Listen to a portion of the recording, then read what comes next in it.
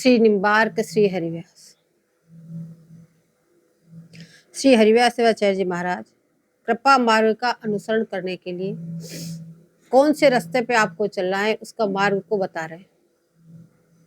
विधि निषेध आदिक जिते कर्म धर्म तजितास, प्रभु के आश्रय आवही सो कहिए निजदास।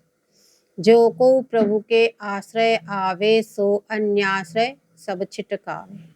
विधि निषेध के जे जे धर्म तिनको त्यागी रहे निष्कर्म। झूठ क्रोध निंदा तज देहि, बिन प्रसाद मुख और न लेहि। सब जीवन पे करुणा राखे, कबहु कठोर वचन नहीं भाखे। सतगुरु के मार्ग पग धारे, हरि सतगुरु बिच भेद न पारे। मन माधुर्य रस माहि समोवे, गरी पहरे पल वृथा न खोवे। ये द्वादश लक्षण अवगाहे, जे जन परा परम पद चाहे। जाके 10 पेड़ी अति दृढ़ है, बिन अधिकार कौन तहाँ चढ़ी है। बोले इन द्वादश आवरणों से सुसज्जित होके साधक को चलना है। अपना श्रृंगार करके इन द्वादश आवरणों से फिर 10 सीढ़ियां चढ़नी है। पहली सीढ़ी, पहले रसिक जनन को सेवे, दूजी दया ये दर लेवे। तीजी धर्म सुनिष्ठा गुनी है, चौथी कथा अतृप्त वे सुनी है। पंचमी पद पंकज अनुरागे, षष्ठी रूप अधिकता पागे। यहाँ तक हो गया। आज बता रहे हैं बोले सप्तम प्रेम हिये वीर धावे। जब आपने पहली सीढ़ी को परिपक्व किया, रसिक जनों का संग किया, रसिक जनों की सेवा की, जो उन्होंने दया करके आपको उपदेश दिया उसको आपने धारण किया, आचरण में लाए। दूजी दया हिये धर लेवे। तीजी धर्म सुनिष्ठा गुण है, उनके धर्म में तुम निष्ठावान हो गए। फिर चौथी कथा अतृप्त वे सुनी है, अतृप्त भावना से निरंतर युगल किशोर जी का गुणानुवाद सुनना है। पंचमी पद पंकज अनुरागे, और षष्ठी रूप अधिकता पागे। तब 5वीं सीढ़ी तैयार हुई कि उनके चरण कमलों में आपका अनुराग उदय हुआ। किसे? रसिकों के संग से आपके अंदर भी प्रिया चरणों में अनुराग उदय हुआ। किस प्रकार से प्रिया चरणों की सेवा करनी है उसका वर्णन किया। षष्ठी रूप अधिकता पागे, कैसे उनका रूप का चिंतन करना है। अब कह रहे सप्तमी प्रेम हिये वीर धावे। जब ये 6 सीढ़ियां आपकी परिपक्व हो जाएगी तब जाके 7वीं सीढ़ी को आप छू सकेंगे। 7वीं सीढ़ी है प्रेम को हृदय में धारण करना। युगल किशोर जी के प्रेम को हृदय में धारण करना।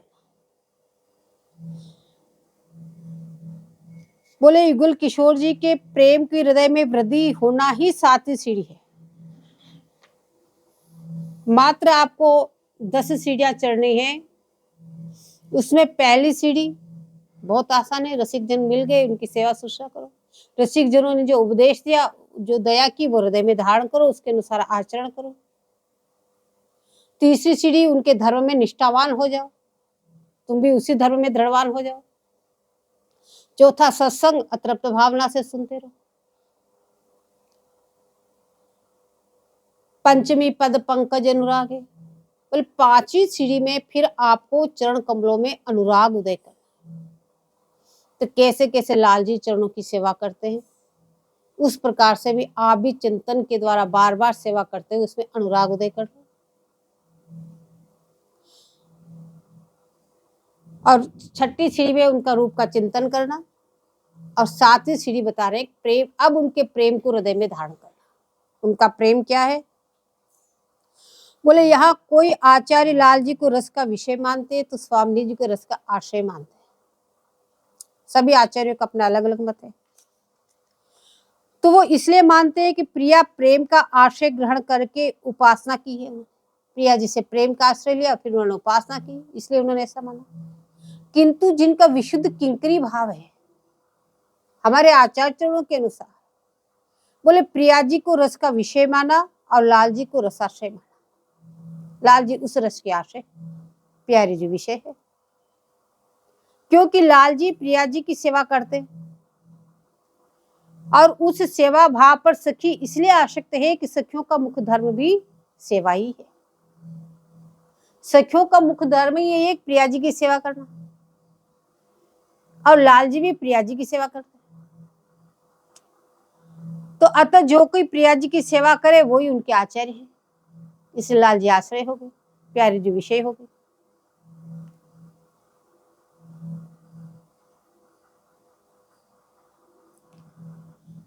वैसे से युगल समृति है, न कोई किसी का आशय न कोई किसी का विषय, दोनों समृति है। और उससे भी और उच्च जो रति है बोले वो विपरीत रति है, निरंतर विपरीत रस का दान करती रहती प्यारी। और वैसे दोनों एक ही है, एक ही तन मन एक ही सांचे ढरी सुरन।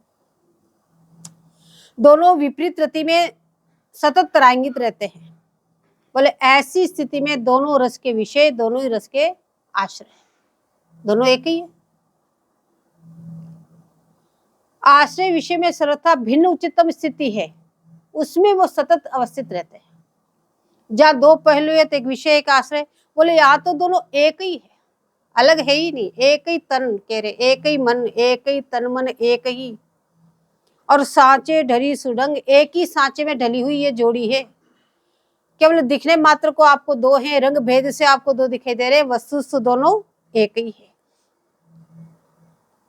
तो ऐसे उनका जो प्रेम है, बोले उनका प्रेम क्या है, बोले उन्हीं की वाणी में देखो, प्यारी जी कैसे बोलती है, लाल जी कैसे बोलते हैं, इसका वर्णन अपन निकुंज उपासना में बहुत विस्तार से करके आए। प्यारी जी लाल जी का प्रेम का वर्णन करती है अपनी सहेली से, सहेली मेरो लाड़ लड़ीलो लड़ाए तो, हे जाके मेरो ही लाड़, रुख लिए सन्मुख रहे, मेरे हित ही को चित चाड़। अपनी सहेली से कह रही, सहेली कौन, हितू जी, हरिप्रिया जी। सहेली उससे कहते हैं जो बात प्यारी जी लाल जी से भी नहीं कहती, छिपा के रखती, उस बात को सहेली से कहती है। तो स्वामी जी उस कह रही, सहेली मेरो लाड़ लड़ीलो लड़ाए तो, मेरे लाड़ प्यार से लालित पालित लाड़ला, सहेली मेरो लाड़ लड़ीलो लड़ाए तो, और हे जाके मेरो ही लाड़, और मेरे लाड़ प्यार से लालित पालित तो लाल जी है ही, पर उनकी भी एक ही क्रिया है, बोले केवल मेरे को ही लाड़, मेरे ही से लाड़ प्यार करते हैं। हे जाके मेरो ही लाड़, यानी मुझे लाड़ करना ही उनकी दिनचर्या है। बोले कैसे करते हैं कि दिवस कहो तो दिवस हेरी, रात कहो तो रात। बोले ऐसे आज्ञा करिए, यदि रात की 12 बजे स्वामी जी कह दे कि लाल जी इसमें दिन की 12 बज रहे हैं, लाल जी कह रहे हैं बिल्कुल ठीक, यानी नन्नू नच्चू करना जानते ही नहीं, जो स्वामी जी कह दिया वो बिल्कुल ठीक।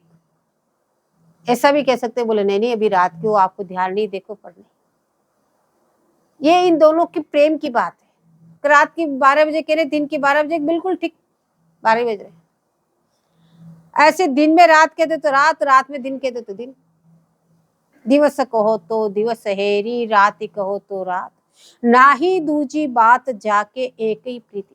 जो मैंने कह दिया उसके अलावा दूसरी बात कहना तो जानती ही नहीं है, दूसरी बात कुछ है ही नहीं, केवल एकमात्र प्रीति का पालन करने वाले। सप्तम प्रेम ये वीर धावे, प्रेम को कैसे हृदय में, उनका प्रेम को कैसे हृदय में धारण करना है तो बता रहे हैं कि 7वीं सीढ़ी है, उनके प्रेम को हृदय में धारण करो। श्वासा घनी घनी पग धरेरी, करी करी बहु मनोहार, और नेक रुखाई देखी मुख पर पीवत पानी वार। स्वामी जी अपनी शैली से कह रही, किसी गंभीर रस में अगर मैं डूब के कुछ निमग्न हो जाती हूँ तो लाल जी उसमें विकल हो जाते हैं कि अभी ऐसे स्थिर कैसे, तुरंत पानी वार वार के पीते। नेक रुखाई देखी मुख पर पीवत पानी वार, जो उपजे उर में सकीरी, सो पहिले ही पाए, प्रगट दिखावत दृष्टि, सो मोय परम चतुर मन। बोले मेरे हृदय में जो कुछ सोचती हूँ, बोले वो सोचने से पहले ही उसको उपस्थित कर देते हैं।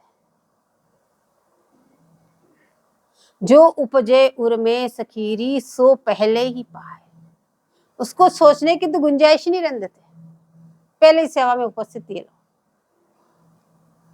और इस बात को प्रकट करके दिखाते हैं। बोले ये क्या है? ये दोनों का प्रेम है। बोले इस प्रेम का आप चिंतन करके अपने हृदय में उसको विडोलन करो, बार बार इसका मंथन करेंगे आप, तब आपके हृदय में प्रेम उदय होगा। क्यों? प्रेम स्वरूपा कौन है? प्रियालाल। उन्हीं का चिंतन करने से। आप सोचे संसार में तो प्रेम नाम की वस्तु ही नहीं है।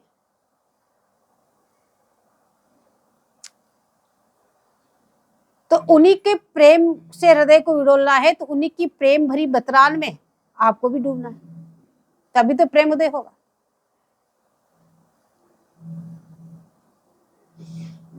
और लाल जी कैसे बोलते हैं? प्रेम भरी बतरान उनकी। लाल जी बोले कि रस भरी हंसी चितवनी जुमे, करियो कहा नहीं जानू, मेरो प्राण अरि हे परियो प्रिया के पास। बोले स्वामी जी ने एक मुस्काई, रस भरी हंसी,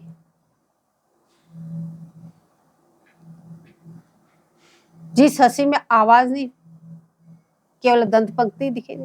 बोले ऐसी थोड़ी सी रस भरी हंसी और थोड़ी चितवन से सामने देखा, बोले उसमें क्या नहीं हो गया? बोले मैं खुद भी नहीं जान पाया क्या हो गया। बस इतना जानता हूं कि मेरो प्राण अरि है प्रिय परियो प्रिया के प्राण, बस मैं उनके वशीभूत हूं, इसके अलावा मैं कुछ नहीं जानता। मेरो प्राण प्रिया के बस परियो, सहज सलोनी हंसी चितवनी में, ना जानो कहा देव करे। बोले वो हंसी उनकी सहज थी, कोई चेष्टा से नहीं थी। बोले सहज सहज में मुस्कुरा के जैसे सामने देखा, बोले क्या नहीं कर दिया मेरे, मैं कुछ नहीं जान पाया। बोले ये दोनों की बतरान में क्या उनका प्रेम प्रकट हो रहा है। ऐसे उनकी बतरान में, उनका प्रेम में आप भी अपने हृदय को विडोलन करो, तभी तो प्रेम उदय होगा। कहो प्रेम वो प्रेम, बोले कैसे उपजे? कहो प्रेम उपजे की ही भांति, रसिकन संग फिरे दिन रात।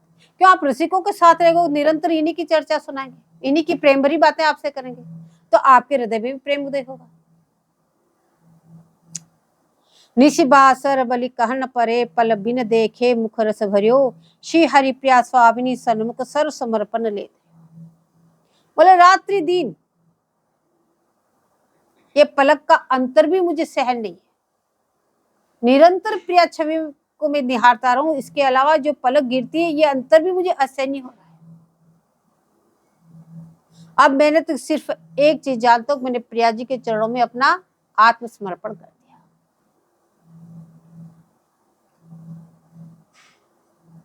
ये लाल जी की बोलन सखी से, सखी को कह रहे हैं। प्रिया जी गंभीर अवस्था में विराजमान है।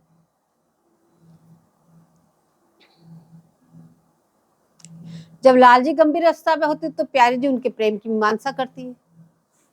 बोले चोज मनोज बड़ा वही, प्रेम सनी अतियाज, लागत नीकी ललन की, रस भीनी बतिया।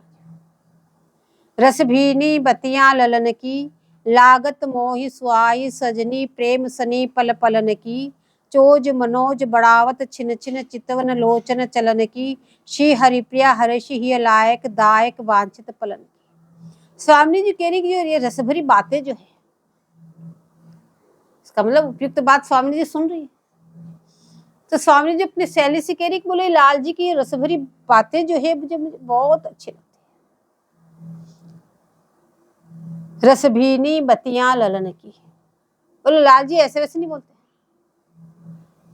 बड़े प्रेम से और रससिक्त बातें बोलते। तो स्वामी जी की रस भीनी बतियां ललन की, लागत मोहि सुहाई सजनी। बोले मुझे सबसे अच्छी लगती है प्रेम सनी पल पलन की। प्रत्येक शब्द बोले प्रेम उसमें झरझर के टपक रहा है। ऐसी प्रेम भरी बतिया, चोज मनोज बड़ावत छिन्न छिन्न, चितवन लोचन चलन की। ये जो बतियां हैं ये हमारे चोज मनोज को बढ़ाने वाली, और इनके जो मृदु लोचन है, इनकी चितवन तो देखो। बोले ये जो है, बोले मेरे सब मनवांछित फल को देने वाली। स्वामी जी कह रही ये जो रसभीरी बतियां हैं, जो इनकी चितवन की चलन है, बोले मेरे सब मनोरथ को पूर्ण करने वाली। बोले ऐसे दोनों की जो प्रेम भरी बतरान है उसमें आप भी अपने हृदय को विडोलन करो, उसी में आप भी डूबे रहो। इसमें प्यारी जी क्या बोल रही, लाल जी क्या बोल रही, उनकी प्रेम में डूबे रहो। तो सप्तमी प्रेम ये विरधावे।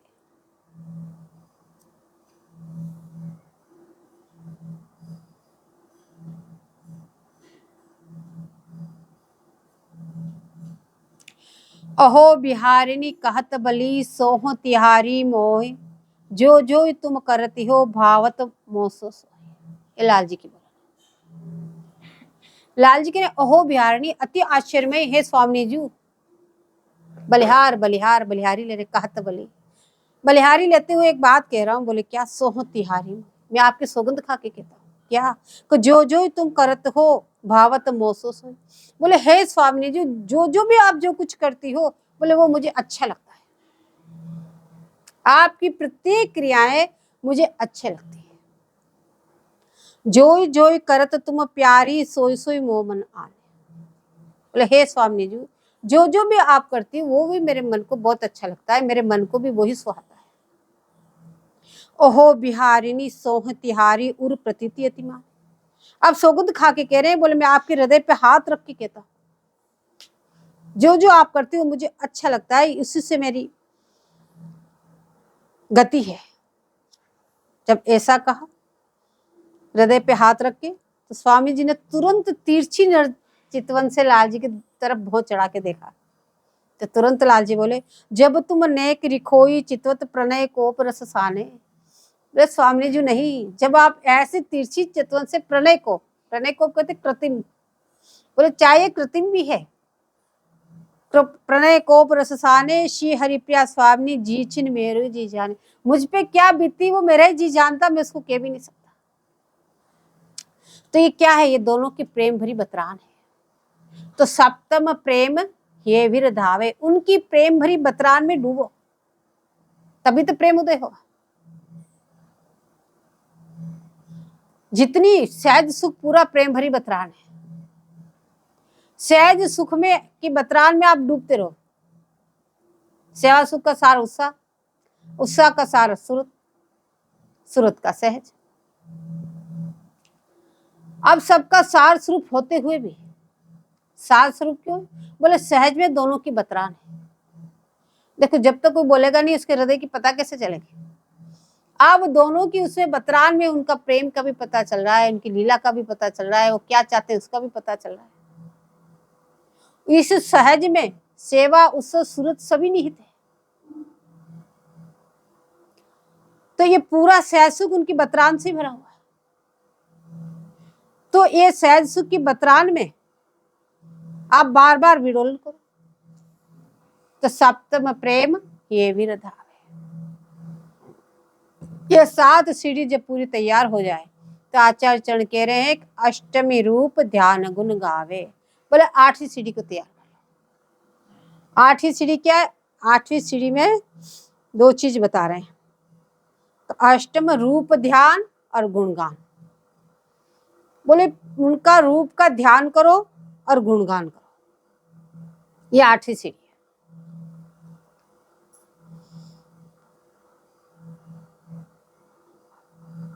ध्यान का मतलब चिंतन करना, समाधि लगा के नहीं बैठना। बोले रसिक चक्र चूड़ामणि से हरिव्यास देवाचार्य जी महाराज कह रहे हैं कि युगल शतक और महावाणी आदि महाकाव्य में युगल रस माधुरी का गायन किया हुआ तो है ही, लेकिन यहाँ पे श्री हरिव्यास देवाचार्य जी महाराज कह रहे हैं कि एकांत में बैठकर, ऐसा नहीं कि गुण गाने के लिए अब बोला आपको, जब से आप दीक्षित हुए शरणागत हुए जब से गुणगान कर रहे हैं, लेकिन अब कैसे करना? रूप का ध्यान करते हुए गुणगान करना। अष्टमी रूप ध्यान गुण गावे। अब उस रूप का ध्यान करते हुए गुणगान करना है। 7 सीढ़ी पार करने के बाद ये 8वीं सीढ़ी आपको प्राप्त होगी। आजकल क्या होता है, पहली सीढ़ी भी पूरी हुई नहीं, बोले हमको तो कुछ दिखाई नहीं दे रहा। ऐसे थोड़ी ना सस्ते। इतनी सीढ़ियां पार कर लोगे, उसके बाद में आचार्य ने 8वीं सीढ़ी बताई। अष्टमी रूप ध्यान गुण गावे, उस रूप का चिंतन करते हुए आपको गुणगान करना है।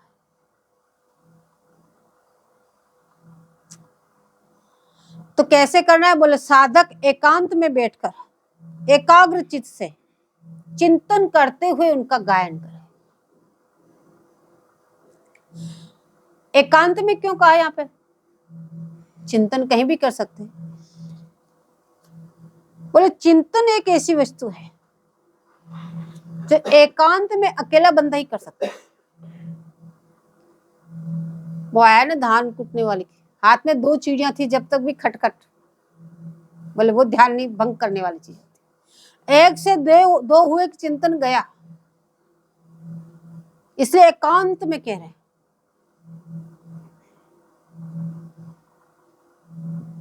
पहले तो सब जंगल में वृक्षों के नीचे बैठ के चिंतन करते एकांत में। आज वो समय नहीं रहा, अपने अकेले कमरा बंद कर लो, वो एकांत है। तो एकांत में बैठकर किसी की भी खटखट न हो, कि ध्यान जब भी चिंतन जब भी बनेगा।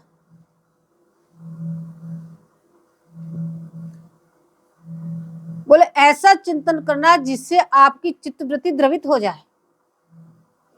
जब तक आपका चित्त पिघलेगा नहीं, तब तक उस सांचे में ढलेगा कैसे? यदि आपका चित्त जैसा है वैसे ही रहेगा शुरू से लगा के अब तक, यदि चित्त आपका द्रवीभूत नहीं हुआ, तो उस सांचे में ढालना है अपने को, तो उसके लिए द्रवीभूत करना होगा। इसलिए देखो भी महात्मा जंगल में भी गुफा खोद के अंदर रहते, कि चीजों की चरचराहट भी नहीं होनी चाहिए, तब वो चिंतन बनता द्रवीभूत करने वाला।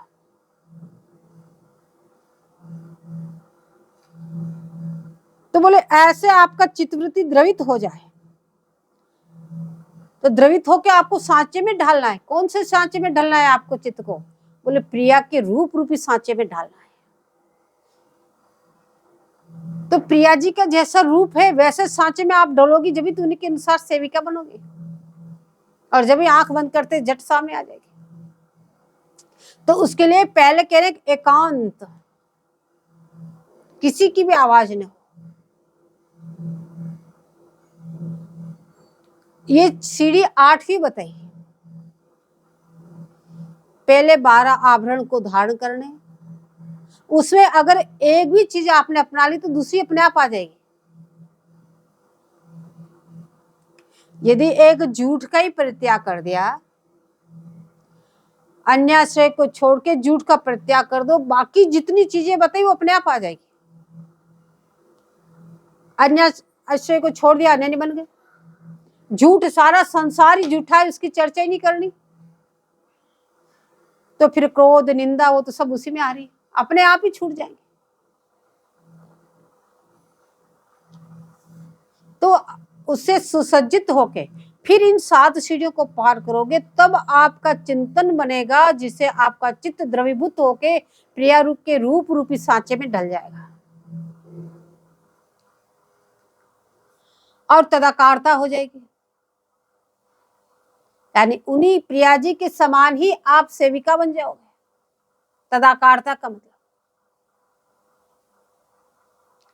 जिस आकार की प्रिया जी की रूप माधुरी है, बोले ऐसी रूपवती आप उनकी सेविका बन जाओगे। बोले ये 8वीं सीढ़ी है।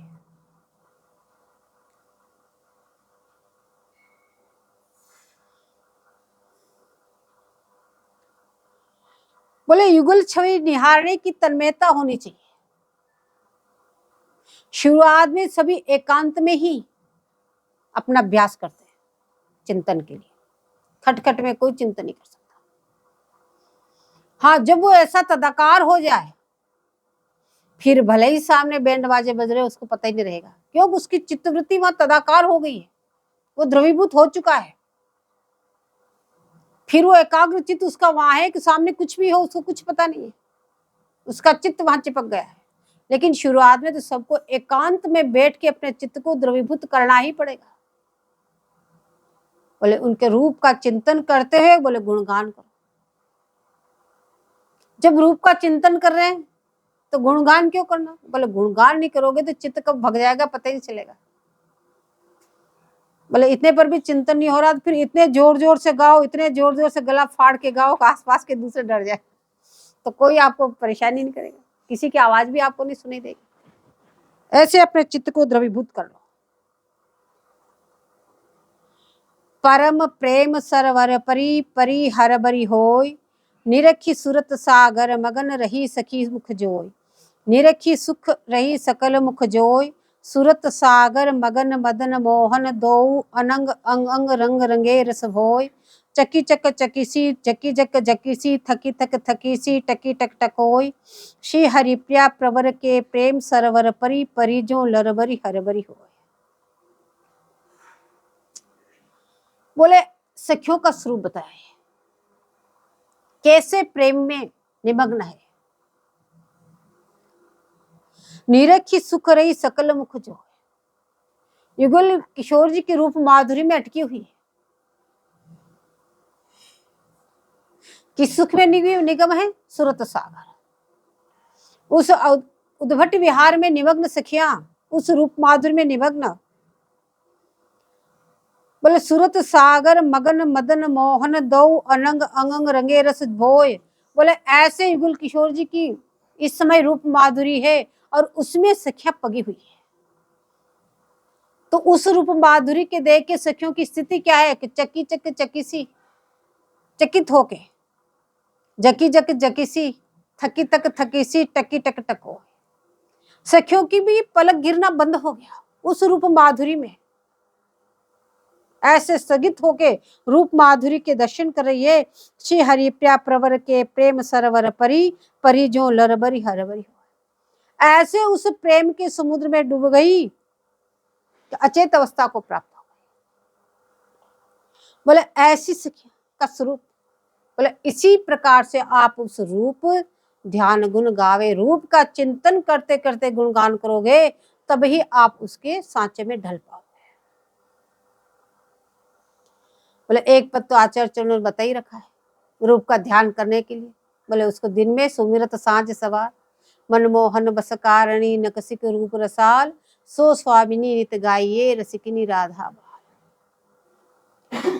रस भीनी श्री राधा जो गाइये, यहाँ पे गायन करने के लिए कह रहे। रूप को तो नहीं रखना ही है, लेकिन साथ में गायन करना है। गायन करने से क्या होता है कि मन आपका दूसरी जगह नहीं जाएगा। देखो केवल गायन कर रहे हैं और चिंतन नहीं कर रहे हैं तो चित्त कहीं और जगह चला जाएगा। वाणी कुछ भी शब्द बोल रही है आपको पता ही नहीं चलेगा। केवल चिंतन कर रहे हैं तो भी आपकी मन कहीं और जगह चला जाएगा, पता ही नहीं चलेगा कब चिंतन छूट गया। लेकिन जब आप जोर जोर से पद गाते हुए उसका चिंतन करोगे तो फिर समय लगेगा चित्त को जाने में, क्योंकि दोनों तरफ आपका चित्त वही लगाना है, वाणी में भी और चिंतन में भी। तो कह रहे रसभीनी श्री राधा जो गाइये। बोले ऐसे रससिक्त जो स्वामी जी है उसका गुणगान करो, गाओ, सब गाओ। रसभीनी श्री राधा जो गाइये हो मोहन जाके आधीन। सब सखियों को इंगित करके कह रही तुम भी गाओ, तुम भी गाओ, सब गाओ री गाओ, मिलके गाओ। बोले ऐसे रससिक्त स्वामी जी का गुणानुवाद करो। रसभीनी श्री राधा जो गाइये हो मोहन जाके आधीन, और नैन सलोनन ऊपर वारों खंजन मृग अरुमी। यद्यपि इस पद की पहले बहुत व्याख्या करिया है, लेकिन जो पासा में इसमें एक एक अंग पे लाल जी कैसे आसक्त है और कैसी उस अंग की रूप माधुरी है, इसका पूरा वर्णन। नैन कैसे, नैन सलोनन, लोन युक्त, आभा युक्त, ऊपर वारों, बोले क्या, खंजन मृग अरुमी। खंजन पक्षी की चंचलता, मीन की दीर्घायता और मृग की भोलापन। बोले इन तीनों को वार के फेंक दो, ऐसे सुंदर जिनके नेत्र कमल। अब एक नेत्र कमल में डूब जा तो ही बेड़ा पार हो जाएगा, लेकिन कोई डूबे तो सही उस रूप माधुरी में। बोले इस पद को आचार्य ने बोले कहा यह जो ध्यान ही धरणी में धरी सुमिरत साँझ सवार, श्री हरिप्रिया रिज आपन पो देतन लावत बार। बोले इस पद का कोई सवेरे और शाम को चिंतन कर ले, गायन कर ले, तो उसको प्यारी जी क्या नहीं दे देगी? सब कुछ। प्यारी जी आपन पर सौंप देगी उसको। यानी जब भी कहते हैं महावाणी जी का एक एक अक्षर मंत्र है, तो बोले इस एक ही पद में, बोले इस तरह से आप, वैसे वास्तविक अर्थ तो एक, यह जो ध्यान ही धरणी में धरी सुमिरत साँझ सवार, साँझ से सवेरे तक, सवेरे से शाम तक निरंतर इसका चिंतन करते रहो। पर अरे भाई इतना नहीं कर सकते हो, एक बार सवेरे एक बार शाम को तो कर ही सकते हैं। एक बार श्रृंगार के बाद, एक बार उत्थापन, दोपहर के उत्थापन के बाद, दोनों बार उसका चिंतन मनन कर लो। तो बोले श्री हरि प्यारी जी आपन पो देतन लावत बार, बोले अपना युगल किशोर जी सर्वस्व उसको सौंप देंगे, एक क्षण की देर नहीं लगाएंगे। बोले इसमें क्या है कि रूप का ध्यान और गुणगान, ये 8वीं सीढ़ी तैयार हो रही है। अष्टम रूप ध्यान गुण गावे, उसमें प्यारी जी का रूप का चिंतन करते हुए गुणगानित है। युगल किशोर जी दोनों गलबैया दिए चल रहे हैं, अगल बगल में सखियां है, आगे पीछे सखियां है, आगे वाली सखियां पीछे पांव से चल रही है, वाद्य यंत्र से गायन करती हुई चल रही है, उनका रूप का चिंतन करते हुए गुणगान कर रही है। अब गुणगान कैसे करना है? अब यहाँ बता रहे हैं कि जीव 2 प्रकार के होते हैं। बोले एक तो जीवित और दूसरा मृतक। ये 2 प्रकार के जीव संसार में हैं। तो युगल सरकार के गुणगान के रहित जो जीवन है वो तो मृतक जीवन है, जिंदा ही मुर्दे के समान है। जो युगल किशोर जी का गुणगान नहीं करते हैं, बोले वो तो मृतक जीवन है। और दूसरा जो गुणगान करके रहते हैं, बोले उसी का नाम जीवित जीवन है। इस गुणगान के साथ बोले रूप का चिंतन करना है। नीरख नीरख की संपत्ति सुख है, सहजे ही नैन सिराय, जीजे तुहे बलि जाऊं या जगमाही जिसका। श्री हरिव्यास देवाचार्य जी महाराज कह रहे हैं कि नीरख की संपत्ति सुख है। कौन सी संपत्ति? युगल किशोर रूपी रूप का जो चिंतन करते हैं, नीरख के इस संपत्ति का निरखते हैं जो, बोले सहजे ही नैन सिराय,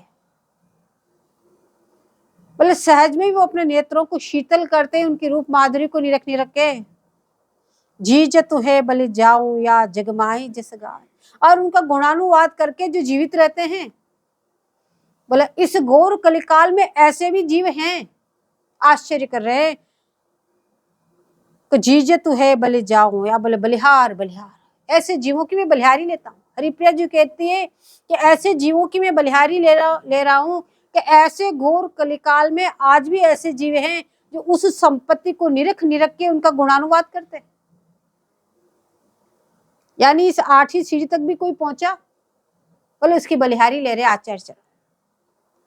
तो जुगल जैसे गाय गाय जी, बोले वास्तविक जीवन तो वही है जो युगल किशोर जी का गुणानुवाद करे। जुगल जैसे गाय गाय जीजिए, या जग में बलि जाऊं अहो अब जीवन फल लीजिए। बोले अहो कह रहे, अति आश्चर्य में बात है कि संसार में इस घोर कलिकाल में ऐसे जीव अभी भी है जो उस संपत्ति को, युगल किशोर जी को रूप माधुरी को निरखते हुए उनका गुणगान करते हैं। बोले उन्होंने अब वास्तविक जीवन का फल ले लिया। जब तक उनका चिंतन करते हुए गुणगान नहीं किया, तब तक उन्होंने जीवन का वास्तविक फल नहीं लिया। बोले ऐसा किया तब ही उन्होंने अपने जीवन का वास्तविक फल ले लिया, क्योंकि मनुष्य योनि का वास्तविक फल ही यही है कि युगल किशोर जी का गुणगान करो, उनका चिंतन करो, भजन करो। न तो और सारी क्रियाएं तो दूसरी योनियों में भी हो रही है। मनुष्य योनि की विशेषता क्या है? यही तो है कि और अन्य योनियों में वो भजन नहीं कर सकते। एक मनुष्य योनि ऐसी है जिसमें वो भजन कर सकते हैं, आप चिंतन कर सकते हैं, रूप को निहार सकते हैं, उनका गुणगान कर सकते हैं। अन्य योनियों में यह सुख का। तो इसलिए कह रहे हैं कि अब या जग में बल जाऊं अहो अब जीवन फल लीजिए। अब वार्षिक जीवन का फल इन्होंने ले लिया। यदि चिंतन करते हुए उनका गुणानुवाद किया तो यही वास्तविक जीवन का फल है।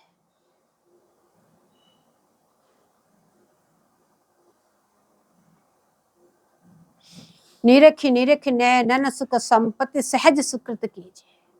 बोले उनकी रूप माधुरी रूपी संपत्ति को निरख निरख के, बोले संपूर्ण संपूर्ण सुखों की मूल स्वरूपा उनका रूप है। ये सुख संपत्ति है। बोले ऐसा करने से बोले सहज में सारे सुकृत आपके हो जाएंगे। कोई सुकृत करना आपको बाकी नहीं रह जाए। सहज सुकृत कीजिए।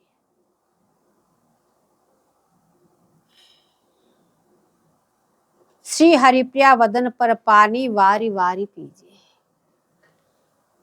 3 क्रियाएं बताई। रूप का चिंतन करते हुए गुणगान करना और उनके मंगल विग्रह पे पानी वार वार के पीना, यही सुकृत है, बाकी कोई सुकृत नहीं है। बोले सुकृत है तो यही, बोले उनके वदन पर पानी वारी वारी पीजिए। बोले हितू जी कहती है, अनायास सहजय जुति पाई सुकृत सुमाल, लग लगाए जग जी जपे मनवच राधा लाल। मनवच राधा लाल जपे जिन, अनायास सहजय या जग में सकल सुकृत फल लाभ लयोतिन। जप तप तीर्थ नेम पुण्य व्रत शुभ साधन आराधन ही बिन। जय श्री भट्ट अति उत्कट जाकी महिमा अपरंपार अगमगिन। बोले अनायास, बिना किसी प्रयास के, सहज में ही, बिना किसी चेष्टा के, बोले किसने सुकृतों की माला को धारण कर लिया। एक माला ही ले ली, थोड़े बहुत सुकृत भी नहीं, पाई सुकृत सुमाल, सुंदर माला को ही ले लिया। बोले वो कौन है? बोले लग लगाए जग जी जपे, अपनी लगन को लगाए के अपने चित्त के द्वारा चिंतन करते हुए, जपे का मतलब गुणगान करते हुए, मनवच राधा लाल, चिंतन के द्वारा उस रूप का ध्यान करते हुए जिसने गुणगान किया है, बोले उसने तो बिना किसी प्रयास के, बिना किसी चेष्टा के समस्त सुकृतों की माला ही उसने धारण कर ली।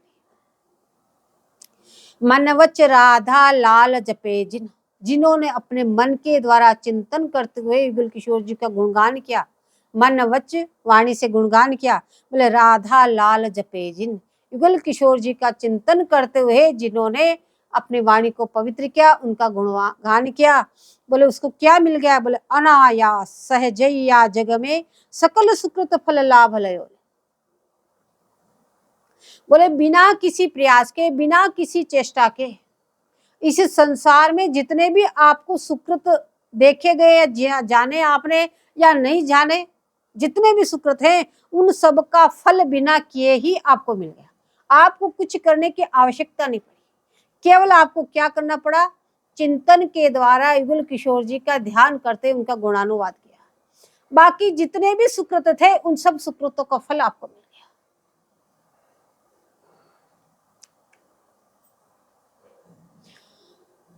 बोले सुकृतों के अलावा और भी तो कुछ है, तो कह रहे कि जप तप तीर्थ नेम पुण्य व्रत शुभ साधन आराधन ही। यदि सुकृतों के अलावा और भी, बोले जप है, तप है, इतनी तपस्या करो, इतना जपो, समस्त तीर्थों की यात्रा करो, इतने नियम में बंधो, इतने पुण्य करो, इतने व्रत करो, इसके अलावा भी और भी कोई शुभ साधन हो, वो साधन बोले आराधन ही भी, उनको बिना किए ही उनका भी जो फल है आपको मिल गया।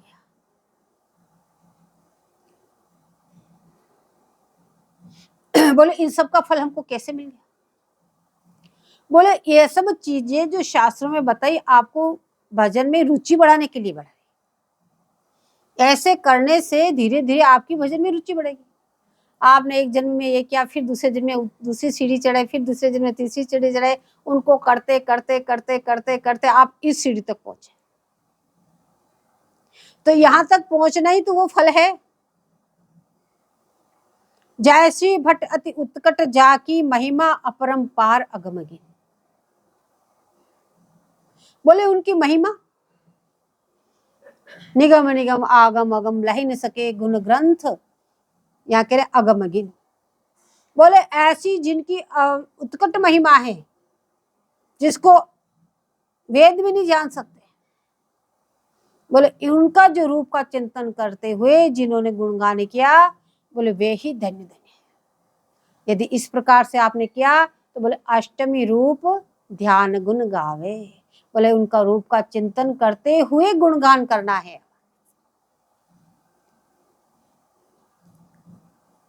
नवमी दृढ़ता निश्चय गहीवे, अब नवी सीढ़ी बता रहे, यदि ये परिपक्व हो जाए उसके बाद में देखो कि आपको नवमी सीढ़ी कैसे तैयार करनी है।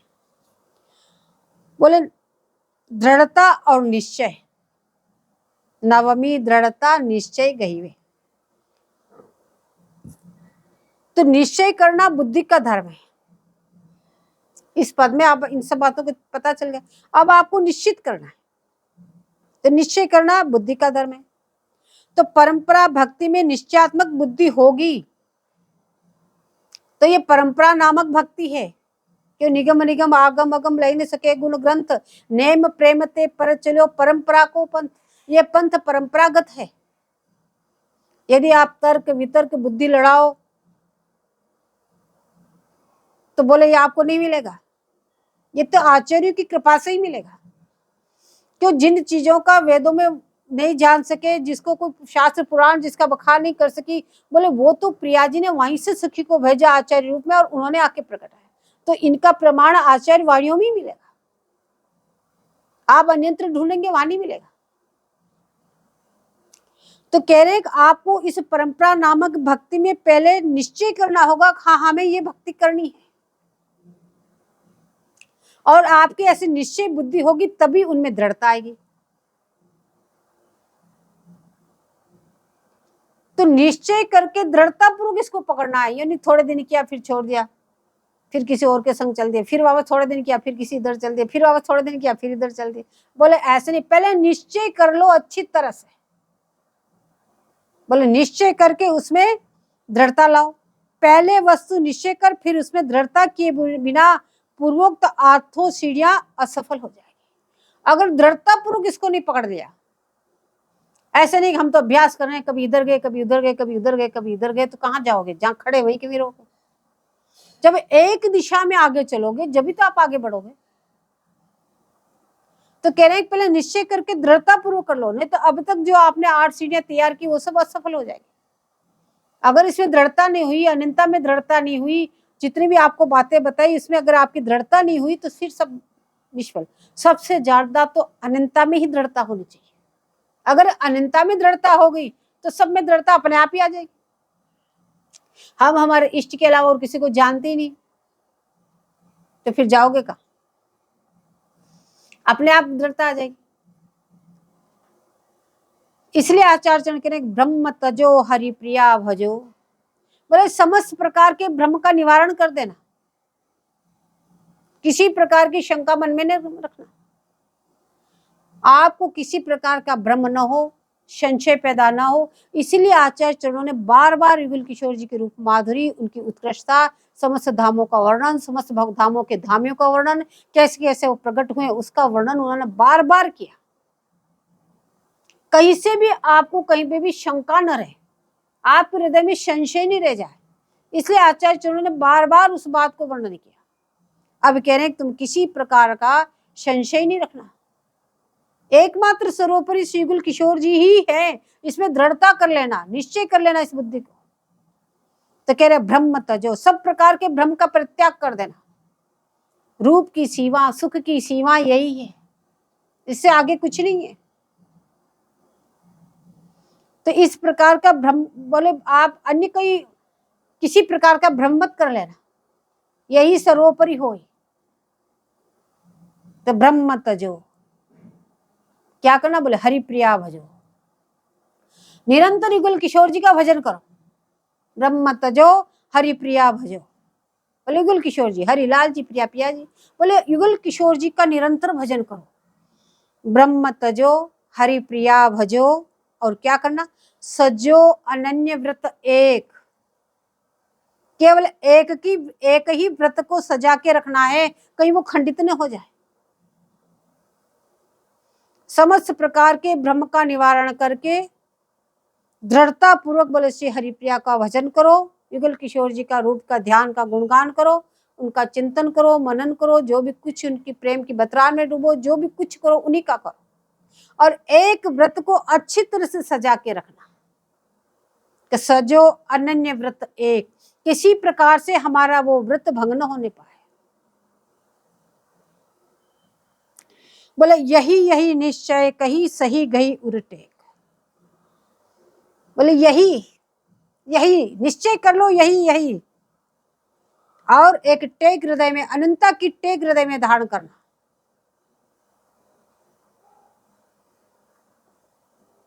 इस ध्रुव सत्य को निश्चय करके फिर उसमें दृढ़ता होनी चाहिए, फिर पिघलना नहीं। क्यों? परीक्षाएं अनेक होती है, परिस्थितियां उपस्थित होती, जब भी तो पता चलता है कि आप कितने दृढ़ हैं। जब तक कोई सामने नहीं है, जब तक तो सभी दृढ़ है। जब परिस्थिति आ जाए तभी पता चलती, जब दो पहलू पता आमने सामने हो तब पता चलता है कि आप कितने दृढ़ हैं। बोले एक अनन्य की टेक उर में धरो। केवल एक अनंता की टेक हृदय में आप धारण कर लोगे तो ये सारी सीढ़ियां आपको सहज में प्राप्त हो जाएगी, एक के बाद अपने आप मिलती जाएगी। किसी भी प्रकार से अनंता का खंडन ना होने पावे, इस बात का ध्यान रखना। कह रहे कि एक अनन्य की टेक उर में धरो, हृदय में धारण कर लेना। और परिहरो ब्रह्म जो फूली फरी हो, परिहरो बाकी सब ब्रह्म को परित्याग कर देना बहुत दूर से ही। बोले जब क्या होगा? बोले फूली फरी हो, जब भी आप फूलोगे और फलोगे। श्री हरिप्रिया श्रिया हरिप्रिया के परम पद पासी आस अनायासी वास करी हो। बोले ऐसी अनंता की टेक हृदय में धारण करोगे तब ही कह रहे हैं कि बोले श्री युगल किशोर जी के चरण कमलों में परम पद कौन सा है आपका? सखी स्वरूप। बोले पास ही आस अनायासी वास करियो, बिना किसी प्रयास के आपको वहां पे वास मिल जाएगा। प्रिया अपने चरणों में आपको पास में बैठा लेगी। बोले किस लिए? बोले एक अनन्य की टेक उर में धरने मात्र से, एक अनन्य व्रत को सजा के रखने मात्र से। तो बोले ये है नवमी सीढ़ी। प्रथम में भी यही बात बताई, अन्याशय सब छिटकावे। और इस नवमी सीढ़ी में ये बता रहे हैं कि नवमी दृढ़ता निश्चय गई है, इसमें दृढ़ता रखना, कहीं से भी चूक न होने पाए।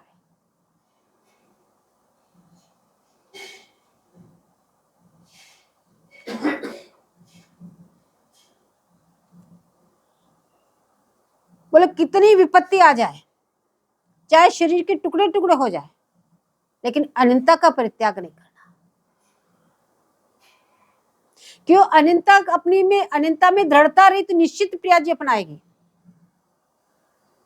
और मान लो अनंता को छोड़ के शरीर को बचा लिया तो फिर वो काम का क्या?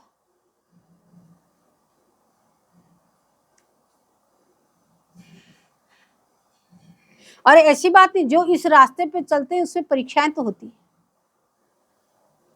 तो खूब अच्छी तरह से ध्यान रखना, हमें परीक्षा में पास होना है। जब आप दृढ़तावान रहोगे, वैसे आपको मन में भले ही क्लेश लगे, लेकिन कोई दूसरा आपका बाल बांका भी नहीं कर सके। क्योंकि इतने जन्मों का अभ्यास है, संसार में ममता है, तो ममता के मारे थोड़ा कष्ट होता है चित्त में, मन में, कैसा क्यों हो रहा है ऐसा। लेकिन कोई भी आपका बाल बांका नहीं कर सकता। यदि आपने एक अनंता की टेक हृदय में धारण कर ली, किसी की हिम्मत नहीं जो आपका बाल को भी बांका कर दे। क्योंकि आपने किसके लिए की? एकमात्र प्रिया चरणों की प्राप्ति के लिए की। आपको प्रिया के चरण चाहिए, इसलिए आपने ये काम किया। तो बोले ऐसी नवमी दृढ़ता निश्चय गई, निश्चय करके इसको दृढ़ता पूर्वक पकड़ लेना। किसी भी परिस्थिति में एक अनन्य का जो व्रत है ये खंडन न होने पाए। अब आगे बता रहे हैं 10वीं रस की सरिता बही है। बोले इतना आपने कर लिया तो फिर 10वीं सीढ़ी आपको तैयार करने की आवश्यकता नहीं, वो तो अपने आप ही मिल जाएगी। उपयुक्त 8 पेड़ी को क्रमशः अनुक्रम करके 9वीं पेड़ी में वस्तु निश्चय कर दृढ़ता से पकड़ लेने के बाद 10वीं सीढ़ी तो अपने आप प्राप्त हो जाएगी। इसकी आपको चेष्टा नहीं करनी पड़ेगी। इन 9 सीढ़ियों तक तो आपने चेष्टा की, हालांकि 8 सीढ़ियों तक की चेष्टा की, और वो कोई ज्यादा कठिन नहीं थी, लेकिन 9वीं में बता दिया कि ऐसे अपने अनन्य दृढ़ता पूर्वक अनन्य व्रत को सजा के रखना है। बोले इस प्रकार से आपने इसको सजा के पूर्ण तैयार कर लिया तो फिर 10वीं रस की सरिता बही, इसको आपको प्रयास नहीं करना पड़ेगा। बोले यह रस प्रवाह इसे पहुंचने पर न कोई बाधा है न कोई विघ्न, निरंतर रसमग्न रहना मात्र है, निरंतर उस रस में आप डूबो रहोगे। जो प्रियालाल का रस में, जिस रस से वो रसायित है, उसी रस में आपको भी डुबो देंगे। अब बता रहे हैं कि बोले इस प्रकार से उस रस में निमग्न रह के, बोले इस प्रकार से 12 आवरणों से सुसज्जित होकर जो इस प्रकार से 10 सीढ़ियां चढ़ेगा, बोले उनको क्या मिलेगा। तो अब आचार्य चरण बता रहे हैं, या अनुक्रम करी जे अनुसर ही, जो उपयुक्त में क्रम बताया, इस क्रम को क्रमबद्ध तरीके से, अनुक्रम क्रमबद्ध तरीके से जो कोई इसका आचरण करेगा या चलेगा, या अनुक्रम करी जे अनुसर ही, बोले इस प्रकार से क्रमशः इस सीढ़ियों को चढ़ते हुए धीरे धीरे जो कोई चलेगा, इस अनुक्रम के अनुसार धीरे धीरे जो कोई इन सीढ़ियों पे चढ़ेगा तो क्या होगा, शनय शनय जगते निर्भर ही, बोले धीरे धीरे वो साधक इस जगत और देह से निस्तार पा जाएगा। और कहा जाएगा, बोले परम धाम परिकर्म दिवस ही, परम धाम बोले शिव वृंदावन धाम, सर्वोत्कृष्ट धाम है, परम धाम है। परम धाम परिकर्म दिवस ही, बोले परम धाम श्री वृंदावन में, कहाँ पे, बोले श्री हरि प्रिया हितु संग लसही, श्री हितु हरि प्रिया और अपनी गुरु रूपा सखी जी के संग रहकर युगल वर की रसमयी सेवा करने का सौभाग्य, बोले निश्चित रूप से आपको प्राप्त हो जाएगा। यह निश्चित कह रहे, इसमें कोई संशय नहीं। अब जरा सोचो, इतना सरल रास्ता और कहीं है? केवल 12 आभरण को धारण करना है आपको, और सच में पूछो तो निश्चय करके 8 सीढ़ियां चढ़नी, बस कह रहे निश्चित, ये कोई और नहीं कह रहे, ये बात साक्षात हरिप्रिया जी कह रही है।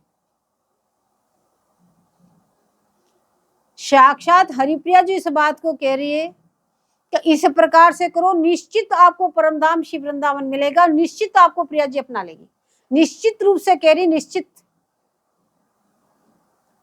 तो इसमें से ज्यादा कोई परेशानी नहीं होनी चाहिए। कितना सरल, कितना सस्ता, कितना आसान का रास्ता बताया श्री हरिप्रिया जी। बोले इस प्रकार से जो कोई चलता है उस पर निश्चित कृपा होती। कृपा का फल क्या है? उनकी कृपा का फल बोले उन्हीं की प्राप्त करना।